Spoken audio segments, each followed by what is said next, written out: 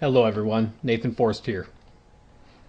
Religion is so insidious because it makes a virtue out of faith, a blind belief in the unknowable.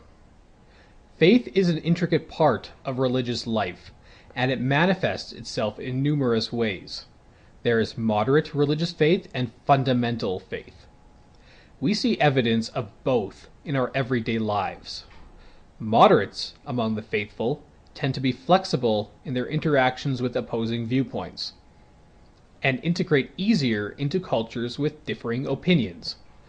Fundamentalists among the faithful, however, are rigid in their philosophy. A viewpoint from 1,000 years ago is as relevant to them today as it was for their forebears. While the moral zeitgeist of the rest of the world moves forward, these individuals are ever stuck in the past. In a technologically advanced civilization where nuclear, biological, and chemical weaponry are standard issue for governments worldwide, this presents a very dangerous problem. We are caught between the ancient and the new, between progressive and dogmatic ideals. On one side we have science, which is responsible for the comforts, tools, and means of globalization that each and every one of us enjoy in our daily lives. Science is progressive in its reasoning. The very principles held within the scientific method are non-dogmatic. Science is ever-changing and ever-adapting.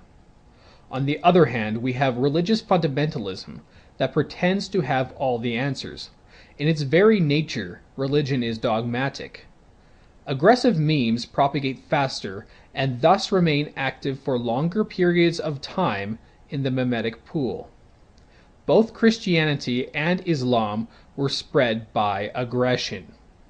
By this token, we can account for an estimated 2 billion Christians and 1.4 billion Muslims in the world today.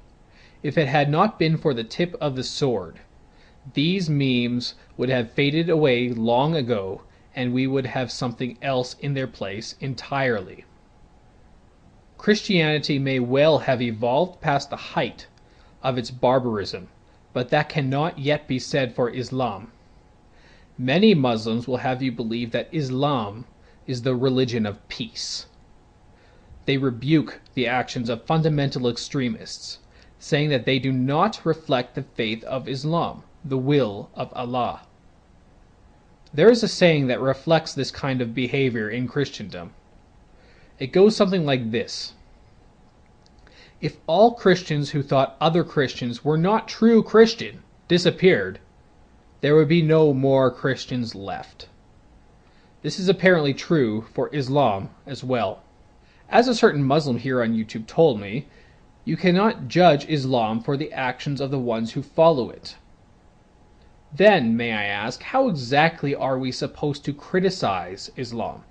If, after all, you cannot judge the meme by the ones who believe in it, how the hell are you supposed to judge it?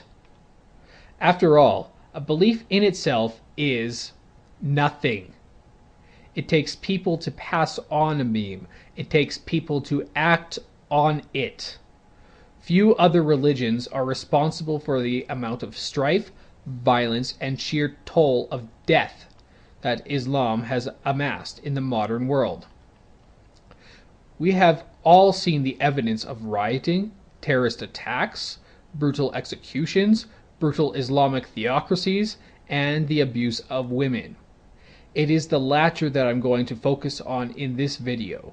Granted, not all Muslims agree with the fundamentalists. Not all Muslims agree with the executions of homosexuals and apostates. Not all Muslims treat their women like property and force them to wear burqas and hijabs. To say otherwise would be fear-mongering and blatant bigotry. However, the Islamic faith leaves the door wide open for abuse and misogyny. Surah 4, verse 34 says, "Men have authority over women, because God has made the one superior to the other, and because they spend their wealth to maintain them. Good women are obedient. They guard their unseen parts because God has guarded them. As for those from whom you fear disobedience, admonish them, forsake them in beds apart, and beat them. Then if they obey you, take no further action against them. Surely, God is high, supreme. To a Westerner, this verse is quite horrifying. Our women are equal to us, and the very thought of committing an act of violent abuse against a woman is enough to turn the stomach of most Western males. Muslim apologists will have you believe that this is not an accurate interpretation of the verse. They say that, if indeed you have to use force, you, quote, beat, end quote, in such a way not to cause pain. Some scholars even suggest using a tool such as a toothbrush or a washcloth in which to show one's disapproval with one's wife. Yes, you heard me correctly. This is, of course, what the Koran meant. I can just picture a disgruntled man standing next to his wife, lightly tapping her with a toothbrush. Oh, how horrified she must feel. She will indeed change her wicked ways. If Islam is such a religion of peace, why the double speak? Why the apologists? Why is the use of force needed at all? Why not just get rid of that entire goddamn verse? Surah 24, verse 31 says, "Enjoin believing women to turn their eyes away from temptation and to preserve their chastity." Not to display their adornments, except such as normally revealed, to draw their veils over their bosoms, and not to display their finery, except to their husbands, their fathers, their husbands' fathers, their sons, their stepsons, their brothers' sons, their sisters' sons, their women servants, and their slave girls. Male attendants lacking in natural vigor, and children who have no carnal knowledge of women. And let them not stamp their feet when walking, so as to reveal their hidden trinkets. This verse demonstrates that Allah wants women to cover themselves up in order to not tempt men. This is classic misogyny, where women are looked down upon as temptresses, and a man's lust is actually a woman's fault. I guess it has something to do with original sin, being that Eve was the one that tempted Adam. This kind of misogyny is present in Christianity as well. I know, I grew up with it all around me. Both Islam and Christianity view sex and the naked human body as a dirty and sinful thing.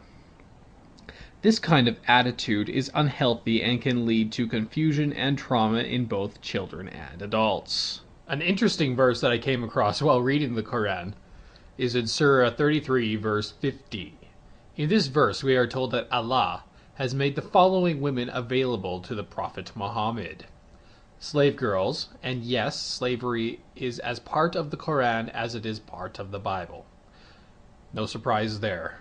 The daughters of his paternal and maternal uncles and aunts, and any believing woman who gives herself to the Prophet and whom the Prophet wishes to take in marriage. This privilege is only for the Prophet, being granted to no other believer. Allah has granted unto Muhammad a harem. You would expect that, wouldn't you? What does this remind you of? When will humanity learn that blind faith in archaic writings only serves to cheapen human life? A certain Muslim here on YouTube told me that he would lose all hope in humanity if mankind did not embrace Islam as universal truth. To this I ask, why? Why not live for the moment, embrace life with passion? Why not love each other and care for each other, not for some misplaced loyalty to some dipshit in the sky, but because we wish to make the world a more beautiful place for our posterity? Look at the universe. Look at what surrounds us. We tend to think that what we see immediately around us is all there is. We forget the enormity of it all. We forget that we are not the center of the universe, but instead a part of it. Do you honestly believe the entire universe was created just for us? How conceited. How dishonest. How sad. My version of the Koran is from the Penguin Classics Publishing Company and was written by N.J. Dawood. Mr. Dawood was born and raised in Baghdad.